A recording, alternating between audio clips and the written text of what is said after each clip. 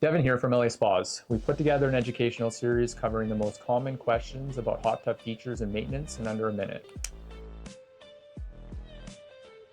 Before you can balance your hot tub water, you need to know exactly what's in it.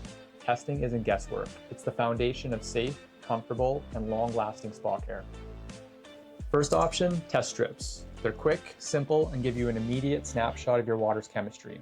Just dip, wait a few seconds, and compare to the colors on the chart. The method is ideal for routine checks and gives you a reliable overview of sanitizer, pH, and alkalinity levels.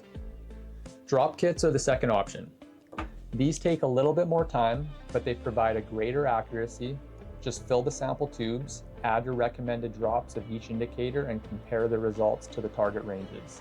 This method is especially useful if you want precise control over your spa water. Both methods are going to work with any sanitizer, bromine, chlorine, or salt. The key is consistency. Regular testing ensures your water stays clear, balanced, and safe for every soak. In our next episode, we'll cover the specific chemicals that keep your spa in perfect condition. So don't forget to like and subscribe for more future videos.